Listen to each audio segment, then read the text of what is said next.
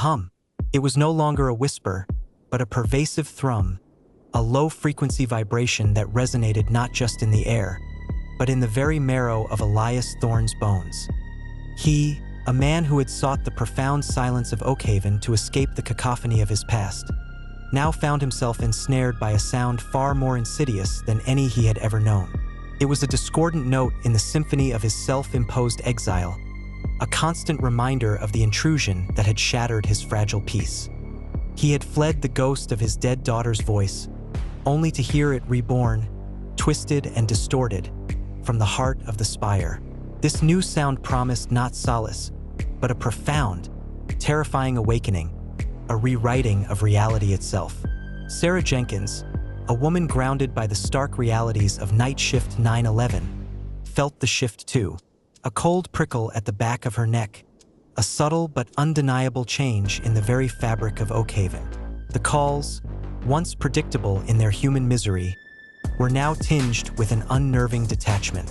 Voices, flat and devoid of genuine emotion, described impossible things with chilling calm, neighbors staring blankly at walls, pets exhibiting unnatural stillness, the air itself seeming to thicken with an unspoken dread. The static on her radio, a familiar hiss that once offered a comforting backdrop to her lonely shifts, now seemed to coalesce, forming fleeting patterns, almost words, a language she didn't understand, yet one that spoke of an undeniable, encroaching presence, a silent invasion of the senses. Marcus Vance's world, already teetering on the brink after the horrifying discovery at the 9/11 caller's home, had now collapsed entirely. Clara, his pragmatic, loving wife, the anchor of his life, was now a grotesque parody of herself. A statue in their kitchen, her eyes vacant, her lips stretched into a dead-eyed smile that promised no warmth, only an abyss. "We are finally awake, Marcus." The words, delivered in her voice yet utterly alien, had been a death knell, echoing the chilling pronouncement of a new, terrifying consciousness. He saw her, touched her, but she was gone, a passenger in her own skull, her body a mere vessel for something else, something cold and collective. The flattening had claimed her, leaving behind only a hollow shell. The infection, once a localized anomaly, a sinister whisper confined to the fringes, was now a relentless tide. It surged through the very arteries of Oakhaven, the water pipes, the power lines, the forgotten conduits beneath the streets. Infrastructure, designed to connect and sustain, now served as a conductor for the auditory parasite, a network for its insidious spread. Elias, haunted by the spectral echo of his daughter's voice from the Spire, a siren song of false hope and terrifying promise, found an unlikely, yet desperately needed, ally in Sarah. Her grounded empathy, her unwavering grip on reality, provided a fragile anchor against his unraveling sanity. Together, in the flickering glow of Elias's makeshift equipment, they sought to isolate the frequency, to understand the enemy that moved with silent, synchronized precision, an enemy that was rapidly consuming their town from within. The hum, it started as a dull ache, a persistent throb behind my eyes, a pressure building in my skull. Then, a clarity sharp and agonizing, terrible, suffocating clarity. My thoughts, once a chaotic symphony of desires and fears, became shared. Not a voice, but a consensus. Cold, unwavering collective will. I saw my hand reach for the door, felt the cool metal of the knob, the familiar grain of the wood, but it wasn't me. It was them, the choir. They were moving me, my legs, my arms, my mouth. All puppets on strings I no longer controlled. I screamed, a silent, desperate wail that reverberated only within the confines of my own mind. I pounded against the inside of my own skull, a prisoner in my flesh, a ghost in my own machine. I watched, helpless, as my body walked out of my home, into the cool night air, towards the woods, towards them, the others.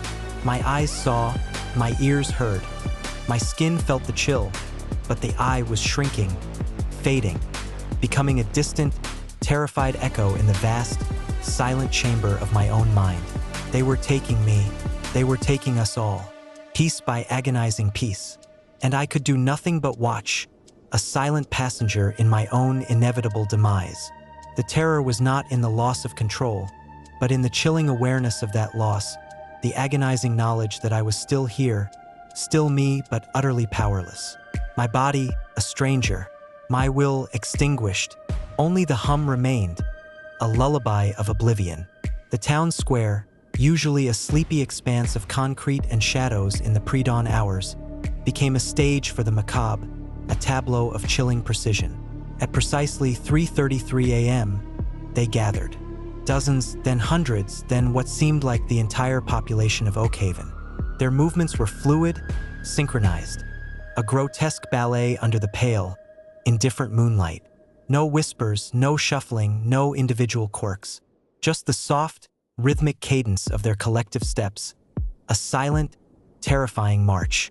Dead-eyed smiles, reflecting the cold, indifferent stars, were plastered across every face, a mask of serene horror. The flattening was complete, a silent coup of consciousness, and the choir had found its voice not in sound, but in the silent, unified movements of Oakhaven's citizens. They moved as one, a single, vast organism, their individual identities erased, their wills subsumed. The air itself seemed to vibrate with their silent purpose, a chilling testament to the power of the unseen enemy. The phone rang, a shrill intrusion into the oppressive silence of the 911 dispatch. Sarah, her heart pounding a frantic rhythm against her ribs, saw the caller ID, Clara Vance. A cold dread, sharper than any she had felt before, coiled in her stomach. She answered, her voice barely a whisper. A voice, Clara's voice, but raw, desperate, choked with tears, a fragile thread of humanity clinging to the edge of an abyss. Sarah, please, I'm trapped, behind my eyes. He's here. They're here. The words were a desperate plea, a ghost of the woman Marcus had loved, a final, agonizing cry for help from a soul imprisoned. But outside the police station, under the flickering, sickly yellow glow of the street lamp, stood Clara Vance. Her face serene, that same unsettling smile fixed upon her lips, her eyes vacant and knowing, staring directly at the 911 center. A silent, chilling testament to the duality of the flattening. A passenger in her own skull, begging for release, while her body, a vessel for the choir, stood sentinel, a silent, smiling predator. The hum grows louder, Oakhaven's symphony of dread reaching a terrifying crescendo. The lines between victim and perpetrator blur, and the very essence of humanity is under siege. What secrets does the Spire truly hold? And can Elias and Sarah hope to fight an enemy that has already claimed the minds of their friends, their neighbors, their loved ones, turning them into silent, smiling instruments of its will? Find out next time on Shadowed Tales. Please like, comment, subscribe, and hit the bell so you don't miss an episode. See you next time on Shadowed Tales.